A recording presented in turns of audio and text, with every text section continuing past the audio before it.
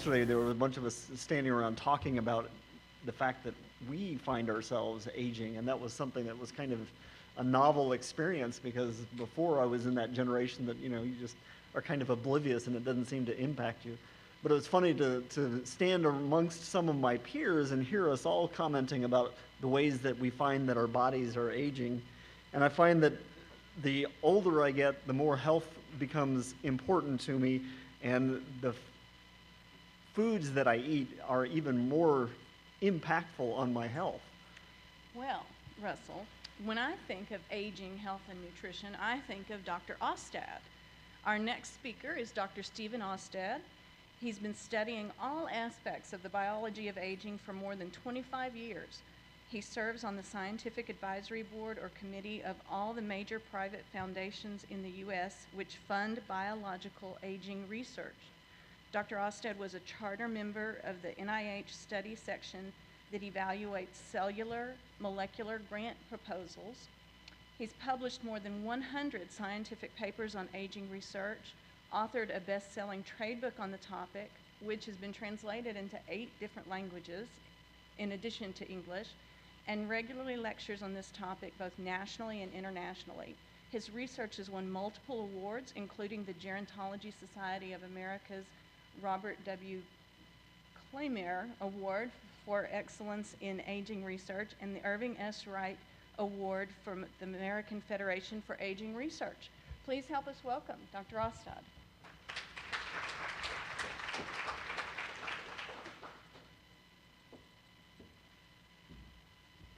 For those of you who are following along in the slides that are in your book, don't waste your time. When you're asked to give those more than a few days before you actually give a talk, you give them something and then later you decide what to talk about. So the slides that I'm going to show you today will be available. I will send them in. This is going to be a good news, bad news, good news story. What I'd like to do is convince you, first of all, that the most important health problem that the country, actually the world faces, is aging, that we're making tremendous progress in understanding it, and in fact, before too long, we'll actually have medications that treat the underlying causes of aging, which will be the biggest, probably, boon to human health since the development of antibiotics. So let's start off with the good news. Here is the good news. Since 1900, life expectancy in the U.S. has been increasing at 6.5 hours per day. So for 110 years now, life expectancy has been shooting up. Now this is an average.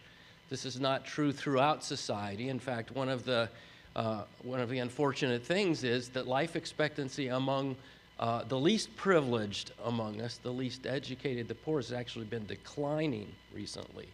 But if you take all of Americans and put them together, you see this tremendous increase in life expectancy. And notice there's no hint that it's really slowing down.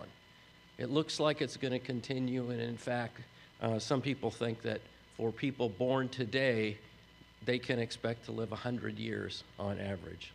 I'm a bit dubious about that. Here's more good news.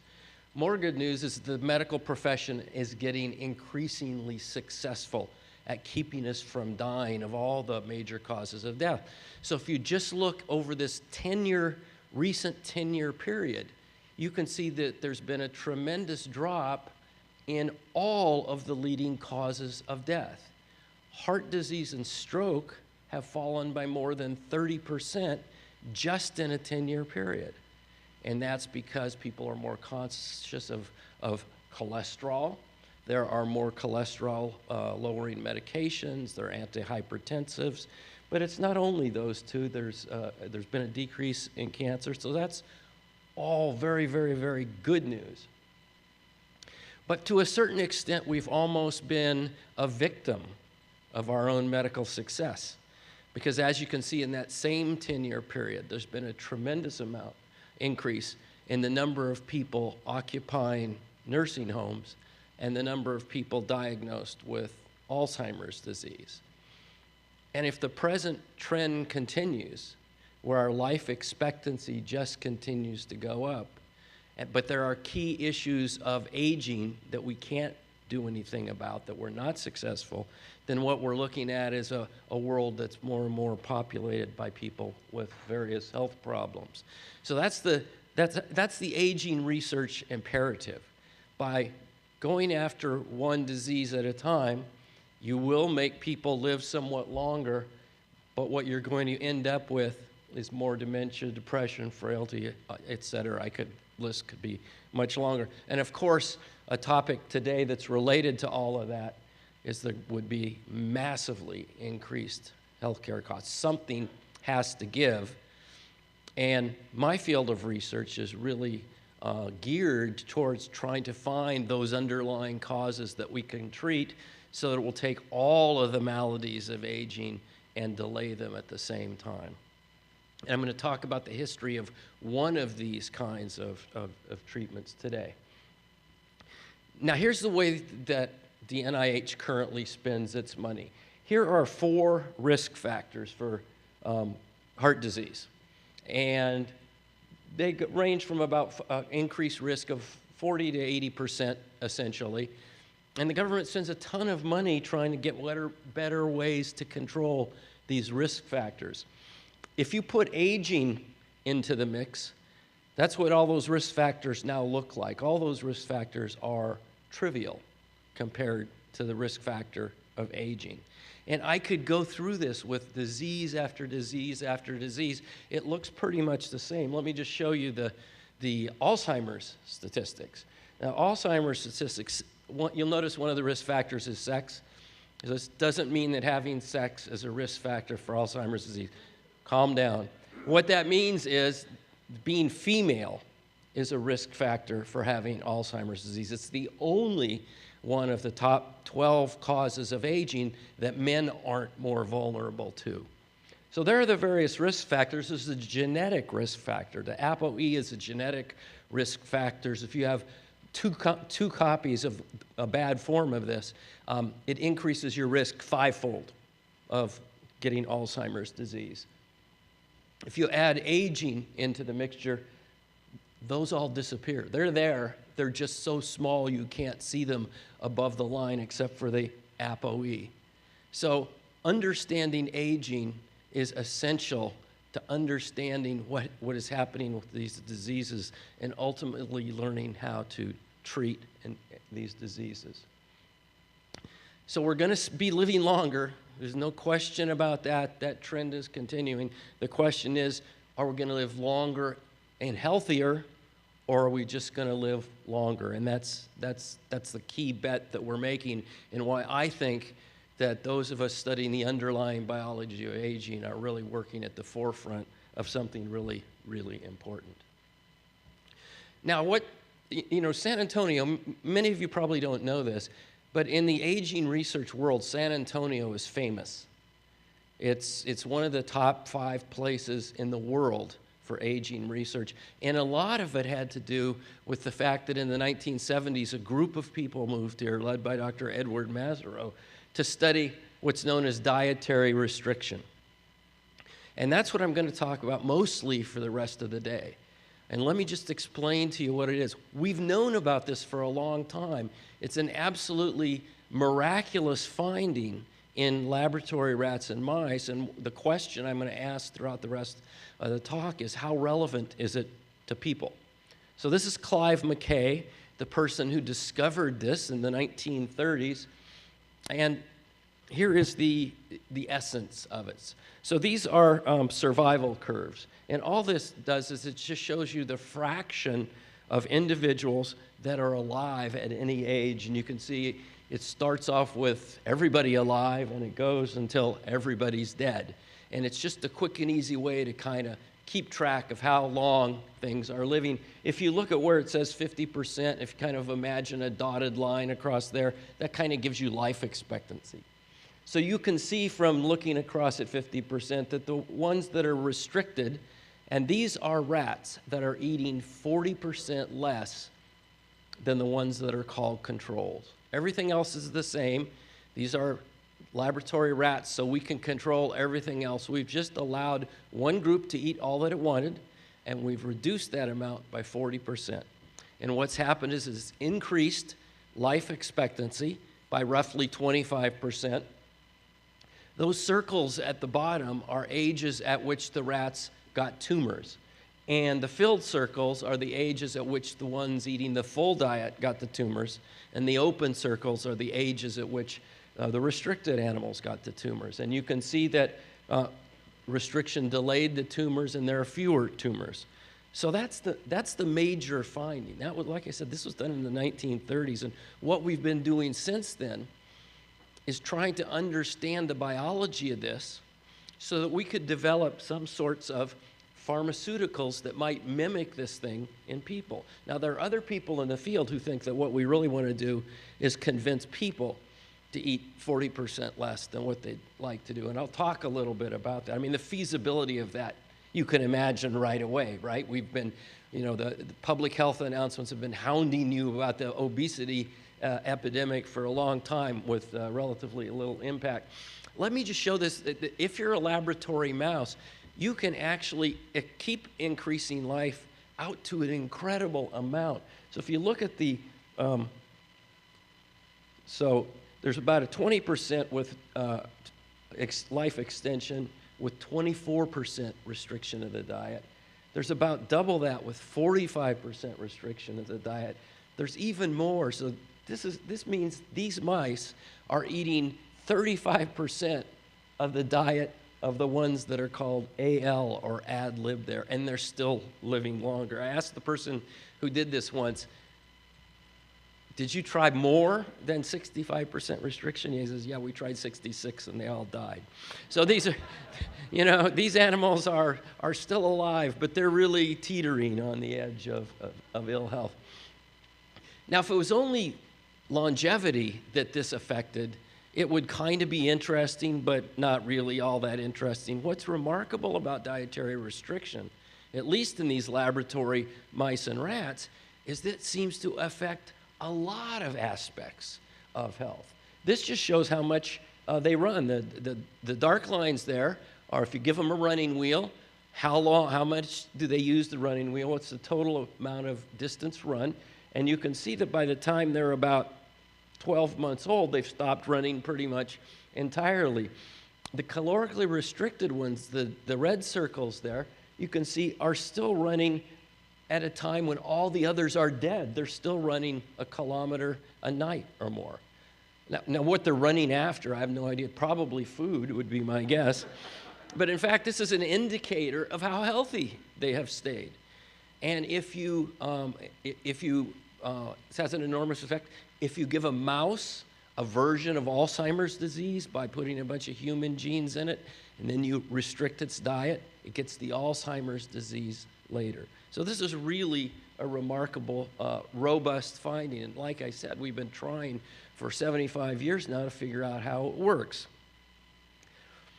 Now, if you think about the human implications of this, let's imagine we had a way to do this. Not by convincing you to eat 40% less, but let's say I had a pill that would have the effect. You could eat what you want, but you take the pill, and it does the same thing to your biology that dietary restriction does. Is that a good thing? Well, it depends. For one thing, dietary restriction slows wound healing. That's not a surprise. You have less energy, right? You have less energy, your body is going to slow down the rate at which it heals wounds. Also, when we do research on our laboratory mice and rats, one of the things that we've worked really hard at is to get all kinds of infectious diseases out of our colonies. And we do that because if your animals are all getting sick from disease X, let's say they're getting a type of flu, then the next time you do the experiment, if they don't have the flu, it's going to come out differently. So we've spent 30 years making these things as free of infectious diseases as we can. However, if you do actually give an infection of some sort to the animals that are on dietary restriction, they don't do so well. In this case, which was a bacterial infection, they died faster. In this case, where they had a respiratory virus, they died faster. So this is an issue. If we develop experimental approaches that mimic this, this is one thing we have to be careful of, because even though our mice and our rats are living in disease-free colonies, we live in this rich pathogen stew that causes us to go get flu shots every year and all. Now, why haven't we already figured out how this is working so that we can develop drugs to do the same thing? This simple little change, having your animals eat less, changes everything. This is just a very small list of, it decreases insulin, it decreases IGF-1, decreases sex hormones. I'll talk about that a little bit later when I talk about people who are voluntarily doing this to themselves. It does so many things that picking out what the critical thing is proven to be extremely difficult. Recently, we've gotten a very nice clue about what we think a major player is, and we even have a drug that affects that particular underlying process. But here's another thing. For 65 years, everybody pretended that this was always what happened, that every time you did this to a rat or a mouse, they lived longer, they stayed healthy longer, until I came along. And I came along in 2006, and I said, well, what would happen if instead of doing this to one of these weird laboratory mice or rats, and these are weird, by the way. If you want to know about these, the laboratory rats and mice came from mouse shows. They had they have dog shows. Believe it or not, they have mouse shows. And they breed mice for different colors and different fur types. And eventually, medical researchers said, geez, these breed really well. Maybe we could do research on those. So they started studying the genetics of the coat colors and all. Ultimately, they said, oh, and these get a lot of cancer. Maybe we could do cancer research with them. So they took all these weird mice, and they started mating brothers and sisters to one another to try to make them genetically identical. And they did that for hundreds of generations. So now what they have is a whole group of genetically identical individuals that are the study animals. And there are different strains. Each one of these is called a strain. And up until about 10 years ago, all the strains that had been studied either had showed this dietary restriction effect or had not been published. Because subsequently, so I tried this with what I call real mice. I call laboratory mice mouse-like objects, okay? They sort of like a real mouse, but not really. And here's what I found when I did that. Let's see if I can figure out how to do the pointer. Oh, no, wait, figured out how to turn that off. Oh, I bet this is the pointer. Yes. So AL means ad lib, the dark circles. CR is calorie restricted instead of dietary restricted. And this is the life expectancy. And you can see there's basically no impact at all. So if you do this with a real mouse in a laboratory colony, you don't find the same effect. But one thing I noticed as I got ready to publish this paper is that if you only look at these down here that were the very longest lived ones, those are only the restricted ones. Now, these are not inbred. These I went out and caught in barns and fields and all that stuff, and then I bred them a few generations in the laboratory. So there's a lot of they look more like this room does, a lot of genetic variability. And I thought one possible answer is that there's one group that have genes that make them really respond well to the dietary restriction. There's another group up here that died fairly early on, and they have genes maybe that just it wasn't compatible with that effect. And then there's a lot of stuff in the middle where it doesn't seem to have much effect. And my colleague Jim Nelson, not long after that, published another study where they took a whole bunch of these different, now inbred mouse-like objects, but a whole bunch of genetically different ones, and they restricted them all. And what they found was that some of them had the classic effect. If they're above the line, it means they lived longer when they were restricted. Some of them had almost no effect, and a lot of them actually were shorter lived than when they were dietarily restricted. So this kind of opened up the whole question again about wow, we thought we were studying something.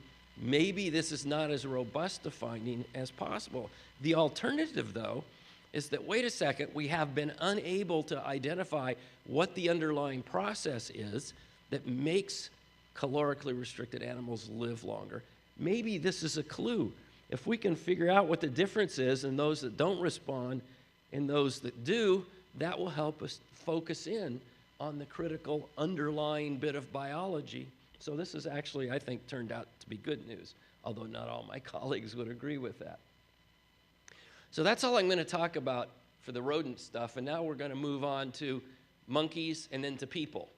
But let me, before I leave the rodents, tell you where I think we stand. Dietary restriction, extends life and improves many, many aspects of health. Quite frequently, when these restricted animals die and we send them to the pathologist, they can't find anything wrong with them. So they really were just very, very healthy up to the end, and then they just died. This also happens with some of our oldest humans. If you look at people over 100 years old, and even over 100 years old, about a third of them are really healthy. That is, they never go to a doctor. It really would be dangerous probably for them to go to a doctor. And then one day they just die. That's kind of the best case scenario for our health system, correct? So dietary restriction has that effect on a lot of these things. But it doesn't improve everything. Wound healing and infection susceptibility, those things are important. Also, and I didn't have time to go into this, it's not simply the prevention of gluttony. One interpretation is, well, all of your laboratory mouse-like objects are overweight, and all you've done is you've reduced them back down to the weight that they should live at. And I've done a lot of work on that, and that's actually not the case. But it doesn't work in everything, and the fact that it doesn't work in everything can actually be used as an experimental tool. Now let's move on to monkeys, because in the aging business, you're sort of stuck. You found this interesting phenomenon in mice. We now have about 30 different mice that we know how to keep alive longer and healthier by tweaking their genes. What do you do now? Well, one of the things you do is say, okay, let's look at it in a closer human relative like a monkey. And in 2009, this paper was published in a very prominent journal and got a tremendous amount of press. They had been dietarily restricting these monkeys for 20 years. And the report was that they lived longer and they were healthier. And so here's the result. These, again, they're the survival curves, and you see that most of the monkeys are still alive. In fact, when I was interviewed by the New York Times about this paper, and they said, what do you think? I said, I think they published prematurely. They said, well, they've been doing it for 20 years. And I go, yeah, but the monkeys live 40 years. But this is already, tens of millions of dollars a study. So these are the restricted ones. They seem to be dying at a lower rate. But if you read it very carefully, that's only what they're calling age-related mortality. In other words, they're not counting all the ones that die. They're only counting the ones that die of a disease that they think is to be age-related. If an animal died in response to anesthesia, for instance, that wouldn't count. If you put all the deaths in there, then that difference really declines fairly dramatically. And I criticize them quite a bit on this, because I think if an animal dies under anesthesia, you don't know it wasn't due to the caloric restriction. If it was due to that, then that's something bad that you need to take advantage of. The huge effect on their health turned out to be diabetes. About 40% of them got diabetes when they were fully fed, and that completely went away when you cut down on their diet. Now, this isn't exactly news, right? That losing weight is good for you if you have diabetes, but that's really where the major effect was. You might also notice that there were fewer cancers, although the numbers here aren't great. Every line is an age at which one of these animals got, in this case, a cancer. So there's 8 of these, there's 4 of these, and there's 4 cases of heart disease and 2 cases in the calorie-restricted things. Now remember that the real effect here is on diabetes, because this is going to be important in a second, because just last year, another paper came out, a parallel study with another group of monkeys. It came to a completely opposite conclusion. So this paper, in this case, they actually broke it down by males and females. In this paper, the ones that are getting the control diet are in blue, and the ones that are getting the restricted diet are in red. And you can see that there's really, if there's anything, there's a slight trend for the restricted ones to be shorter lived. This is also a 20-year study. So what the heck is going on here? I mean, this is why we repeat things in science. I personally don't believe anything that's published only once. You know, science is about replication, and I want somebody, preferably somebody who hates the guts of the person that published the first paper, to publish something with the same result. Then I'm happy. So here we have two different results. This shows this, does it the same way, age-related deaths only versus all-cause deaths. It doesn't make any difference no matter how you analyze it. There's absolutely no difference in this study. Now, here's a key feature of the two studies and what might partially explain it. In the Wisconsin study, which was the first one that reported health impacts, their animals, whether they were control or restricted, weighed more. Their controlled animals were ad lib fed. That meant they get to eat as much as they want. In the NIA study, that stands for National Institute on Aging, their animals were lighter. They tried to keep their control animals at a healthy weight, and they reduced their weight from there. So what the Wisconsin people said was that the control animals were already restricted. And no wonder you didn't see an effect of the restriction, because you'd already restricted them, and now you were just further restricting them, because you can see they were losing quite a bit of weight. Now, when I looked at these papers, I thought, well, what is this? I mean, there are real monkeys out there in the real world, you know. How do these guys weigh compared to those? So I actually went to the literature and found out that, in fact, even the restricted ones in either case didn't weigh any less than a normal monkey of that kind running around in the wild. So what you're looking at here is you're looking at obese mice versus monkeys, compared to kind of normal-sized monkeys. And in one case, you're seeing an effect, and in one case, you're not. So I don't buy that. Now, here's where the critical thing comes in. It has to do with the diet. They weren't getting the same diet. They did a very good job of trying to make these things similar, but, also the ones in this colony where they weighed less were living quite a bit longer. So let's look at the diet. In one case, so they're about the same in terms of protein, fat, carbohydrates, roughly the same. The NIA diet was really based on natural ingredients. They wanted to do that because they figured the animals are going to like these natural ingredients. The downside of natural ingredient diet is that each batch might differ slightly in micronutrients. There's certain things you can't control.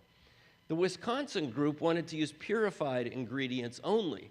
So they only use purified lactalbumin for protein. They only use purified corn oil, etc. Here's the problem. The monkeys hated it. They wouldn't eat the diet. You know, it's a nice, purified, wonderful from a scientific. So what did they do? Well, they tried to get them to eat the diet by adding sugar. So they started adding sugar and more sugar, until it turned out that they were at 28% of this diet was table sugar. So I call this the ice cream diet. So they were on an ice cream diet. They were getting lots of diabetes, and you cut down on that diet and the diabetes went away.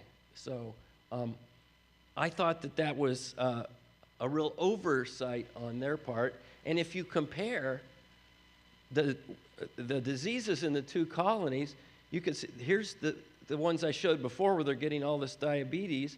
If you look at the other colony, they're not getting nearly as much diabetes because they're not getting 28% table sugar in their diet. There's some other differences. There was a difference here. There was a tremendous reduction in cardiovascular disease. Down here, they're actually getting slightly more cardiovascular disease in the restricted animals.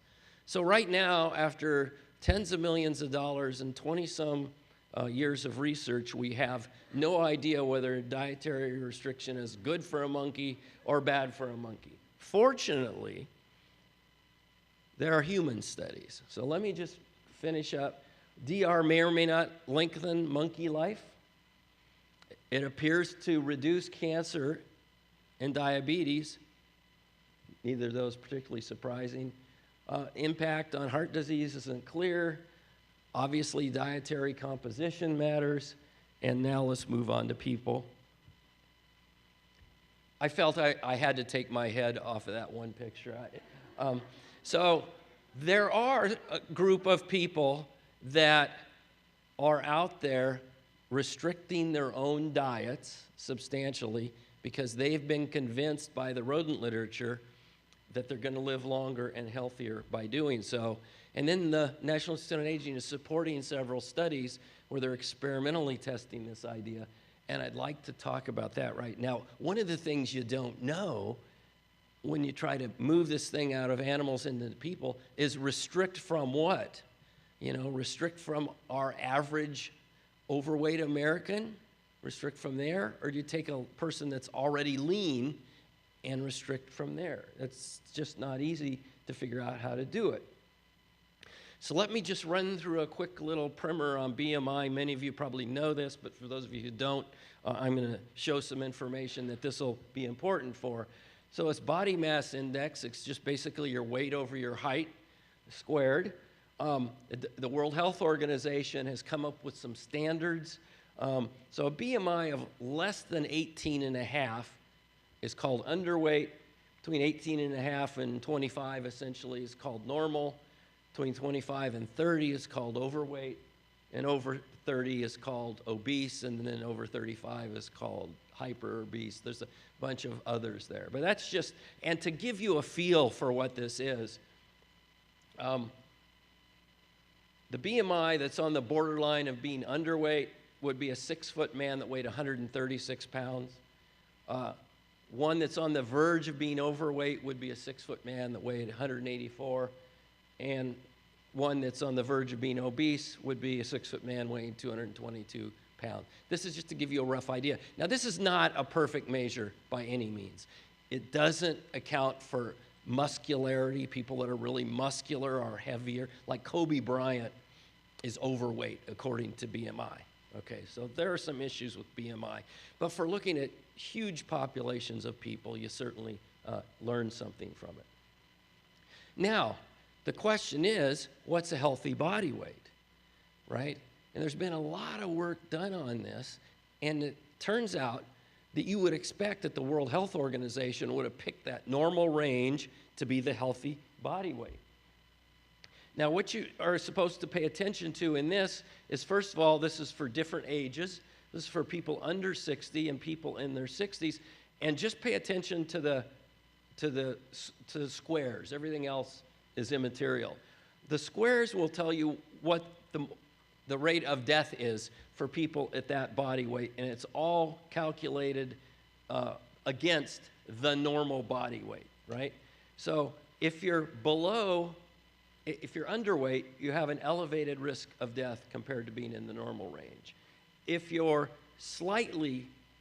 overweight, 25 to 30 would be called overweight, you actually have a slightly lowered risk of death relative to this, although it's not big and it's not statistically significant. And then the risk of death goes up the heavier you get. That's, again, 25 to 60, basically. In your 60s, things change quite a bit. For one thing, it becomes much more dangerous to be underweight in your 60s. And there's really very little impact of being overweight in your 60s. Now, just recently, the first study came out looking at people even older in their 80s. And in this case, again, it turned out to be slightly advantageous to be overweight on the borderline of obese. So we can't really say for any particular person this is a healthy body weight. So it doesn't mean you should try to be overweight, but it certainly means that being in that normal range is not such a great thing relative to being outside the range as public health announcements might lead you to believe. Now, there have been people who have experimentally tried to look at dietary restriction in themselves. And this is my favorite of all of these experiments, because this is the weirdest one. You can still go to this place. This is the BIOSPHERE 2. It's just outside Tucson, I believe. And this was built in the early 1990s. I don't know why. It had something to do with space travel. You can see the uniforms, the people that went in. It had something to do with being self-sustainable. It was a weird experiment. Inside this little 3-acre thing, they had a little rainforest. They had a little coral reef.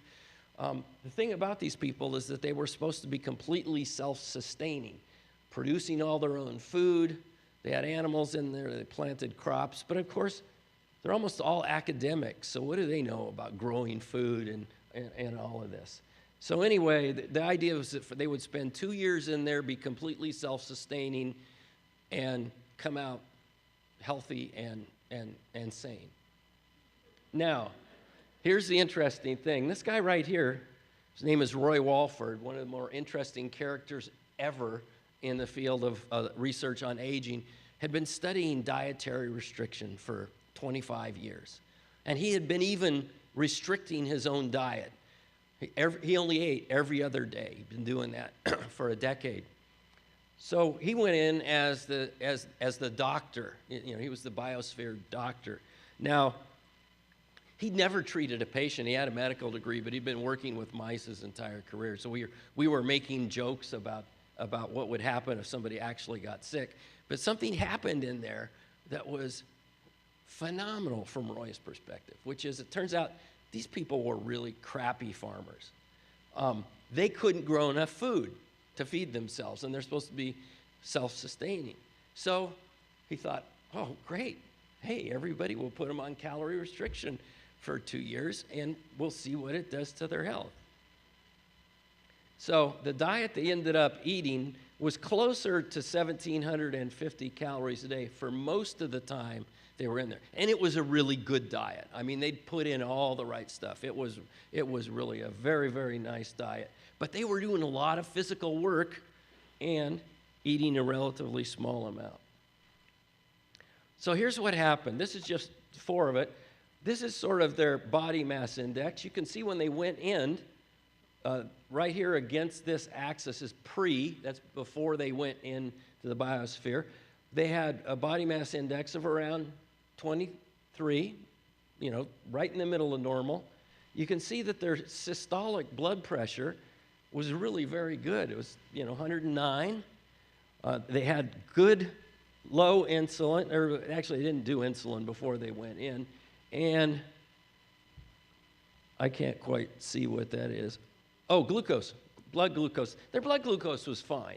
But when they were in the biosphere and they were doing all this work and eating all of this, you can see it all got better. Their body mass index went down to below 20. Their blood pressure went down to systolic 90. I think it was 90 over 60 on average when they came out. Their blood glucose went down, their insulin went down, and then on the other side of this line, it shows what happened when they came back out of the biosphere. Now, Roy had a great picture before they went in. 8 people, they're all naked, they're all spread-eagled like this, so you can see what they look like. And he had another picture of them when they came out. I don't have that picture, but I asked Roy when he came out if I could have that picture. It turns out that the stress of eating this little food under these circumstances ended up with them absolutely hating each other. But by the time they came out, they weren't talking to each other. Somebody had started stealing food from the food source. They had to lock up all the refrigerators and the freezers, and everybody was suing everybody, so he couldn't give it to me because everything's under litigation. But I got a picture of Roy, and this is what Roy looked like when he came out. And he doesn't look any happier when he gained a little weight back afterwards, but this is what Roy normally looked like. So those are, certainly the indications are that they seem to be healthy. How much of that had to do with the work they were doing, we don't know. But that was the one, I guess, kind of successful study, if you discount the psychological effects, that they hated each other. Now, there are 3 ongoing current studies that I'm going to talk about. 2 of them are supported by the government. They're sort of controlled studies. That's these 2 here. And then one of them is a group of people, acolytes of Roy Walford, that are doing this to themselves. And to me, they're doing the thing that's closest to real calorie restriction. Let me just see how I'm doing for time. So, the 2 government-sponsored studies, one of the things to note is they're not really restricting them very much. This is their BMI at the start. This is their BMI at the finish. This is a BMI at the start. This is a BMI at the finish. Now, my BMI is about 24. I wouldn't think of myself as calorie restricted because I don't do that kind of stuff. So my BMI is about what they were at the finish. So to me, that's not really calorie restriction like we're doing it to rats and mice. But that's what the government's studying, and I'll show you some results. These guys, the cronies, they really are. Their BMI is 19.6, and some of them are as low as 15. They really are doing it. So let me just show you what they're finding from a few of these studies. This study is done at the Pennington in Louisiana. It's a randomized control study. That is, you know, you're not self-selected. You're assigned. You're going to be in this group. You're going to be in that group. One of them are controls who just say, keep doing what you're doing. One of them, they restrict their diet 25% because, you know, everybody knows humans are not going to eat 40% less than they want to eat. Another group is restricting 12.5%, and they're supposed to be doing enough exercise to give themselves an energy deficit so that they will be energetically equivalent to being 25% restricted. And then there was a group where they said, let's lose 15% of your body mass as quickly as possible and then stabilize. And this is what happened. Now, I've written a couple of newspaper columns talking about what horrible experimental subjects people are, and it's true. They're just awful. One of the things is getting people to participate in this. So in a 5-year study, they ended up getting 6 months of data out of it because the whole rest of the time they were trying to convince people to participate. But in the 6 months of study, you can see that this is the controls. The exercise and the 25% CR were losing weight. They were continuing to lose weight, so we don't know what a longer study is. They just had finished the second 5-year bout of this, and in the second 5-year, they actually got them to do it a year. And these are the guys that lost 15% of their weight, and they were stabilized. So from that perspective, it worked. I mean, they kind of got them to do what they were supposed to do. Here's what happened to their change in glucose. The blue lines here are the means after 3 months and 6 months. You can see there's very little change in the controls, as you would expect. Not much of change, really, even in the restricted ones. Not much change here. Actually, not much change at all. Nothing at all like we saw in the BIOSPHERE. Insulin, there was a little bit more response. And body temperature. Body temperature is very strange. There was a drop in body temperature in the 2 restricted groups, but in the one that lost the weight really quickly and then stabilized, there was nothing. So out of 6 months of this, we got very, very little, except for the fact that you could get people to do it, which I think was an important thing that they wanted to find out. The one that's going on in St. Louis, they have this is the controls, healthy lifestyle, 19%, they gave up on 25%, and then the others were just supposed to exercise until they reached that. So HL are the controls, exercise and calorie restricted. You can see that the 2 did lose weight, but they didn't lose as much weight as they thought they might. This is actually body fat. How much body fat did they lose? And they all lost a substantial amount of body fat. One thing to know, this visceral fat is the bad guy typically. That's what you want to try to get rid of. And the ones that really lost the most visceral fat were the exercise group, not the CR group. And then the other thing is, what does this do to bone mineral density? This is the exercise group. Bone mineral density didn't change over the course of the study. Bone mineral density actually decreased among the restricted ones. So this is, again, if you're a mouse, your bone mineral density doesn't matter. If you're a person and you get older, bone mineral density doesn't matter. Now, I did a TV show once with the BBC, and they had one of the voluntary dietary restrictors on, and they actually did a DEXA scan. This is a 42-year-old man, and he had bone mineral density of about an 80-year-old woman. So that's something to think about. The other thing to think about is muscle. People on caloric restriction have a very difficult time maintaining muscle. This shows what happens to strength over the course of the time. This is 3 different measures of strength, and the closed circles,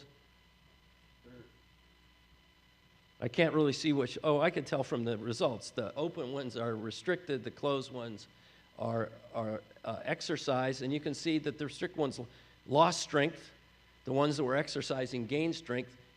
If you then weighted it by how much weight they had, because the people that were on restriction lost weight, they actually did gain a little bit of muscle strength, but not nearly as much as the people that were exercising. So this is an important thing. What about compliance? They targeted 19%, they got 12%. So people, this is hard to do, and they're getting lots of feedback, and they're getting psychological tests. The target for exercise was 19%, and they got so they couldn't get them to really exercise or to eat the way they wanted them to for this study. But these people do. These are the cronies, and I'm going to finish up quickly with the cronies because I love them. This is not one of the cronies. Oh, crony, yeah, calorie restriction with optimal nutrition. This is an important part. You know, elderly people are highly prone to malnutrition. So if you're going to eat a lot less, you have to be very, very careful about what you eat. And the cronies are. The cronies tend to be a lot of computer geeks. They keep track of everything they eat. They can tell you, they keep just exquisite track of all the micronutrients they have. So they're a really interesting group. The person that's studying them is Dr. Luigi Fontana, who looks like he might be calorically restricting himself. He tells me he's not, but I don't know. Anyway, this is really probably closest to what the rodents are doing. These people are real serious about it. The trouble is, who do you compare them to? You have this group of people. I had these people down in this corner say, I am going to voluntarily eat 30% less than I have been eating for the rest of my life. Who am I going to compare them to? Because you probably, if you're going to do that, you probably haven't had normal health habits prior to that point either, right? So who do you compare them to? That's not an easy question. The other thing is they don't all do it the same way. They all try to restrict themselves, but they don't. Some of them are vegans, some of them eat meat, some of them exercise, some of them don't have enough energy to exercise. It's really variable. And you don't have lifestyle controls. But even with all of that, this is the closest thing to the rodent model. Here's one of my favorite couples, Michael Ray and his girlfriend, April. He's 35-year-old. The people in the cronies, by the way, are overwhelmingly male and overwhelmingly older. Michael's by far the youngest person. He's 6 feet tall. He weighs 115 pounds. His BMI is 15.6. You can almost read a newspaper through him. His girlfriend says she's also restricting, but she doesn't really look like it. And about 2/3 of the people in the Calorie Restriction Society don't look any different from you and me. So this is really, really hard to do. Luigi, in his studies, he has to believe that you're really doing it. So for his study, he won't take April. He will take Michael. He won't take April because he doesn't believe she's restricting enough. Now, what have they found? First of all, in these people, the average BMI is 19.6, less than 7% body fat. This was the first study where they compared them to kind of normal Americans. In the CR group, they have very good cholesterol. Their high-density cholesterol, the good cholesterol, is over 60. Your doctor loves it when you do that. Their blood pressure, 99 over 61. See, the control blood pressures really aren't that bad, but this is really low. And their fasting glucose is also very low. So for these risk factors for atherosclerosis, and these people, I think, have been on it an average of 15 years. So they've been on it quite a long time. So at least compared to this group of control, these people, they're not going to be dropping over from heart attacks, for sure. Luigi really was worried about this issue of control, so he said, but how do these compare to people who are lean for other reasons? So he got a group of controls that were vegans. He got another group of controls that were runners, because they were lean, because they ran at least 48 miles a week and been doing it for a mean of 21 years. And then he just got several groups of controls that were just sedentary, but they weren't obese. And they were all matched by years. So if you notice, so here are the cronies. This is their BMI as before, their percent body fat as before. Control 1 and control 2 were just community controls. You can see they were slightly overweight. Their percent body fat was in the 20s. Now here's the other two interesting groups, the vegans and the runners. The runners had more body fat, higher BMI, but still not bad. The vegans had higher BMI and the highest body fat of all of them, although that's still a pretty low percentage body fat. Interesting thing is, a lot of people in the field think that the key to dietary restriction is a drop in IGF-1, and none of these had an IGF-1 drop except for the vegans. So now a bunch of people in the Calorie Restriction Society have decided that they need to eat a lower protein diet to get their IGF-1 down. Now, if you add into this their total cholesterol, here it was before, really very, very good, but it's also very, very good in the runners. And it's really pretty good still in the vegans. So there's no real difference. If anything, the runners are doing a little bit better, but these are really not clinically significantly different. So being lean by eating less, by being a vegan or being a runner, are pretty similar in terms of BMI and blood pressure. Also, fasting glucose and fasting insulin was lowest in the cronies, and also the blood pressure was lowest, although it's pretty good in all of these guys, but you can see that particularly the fasting insulin is a lot higher than these guys.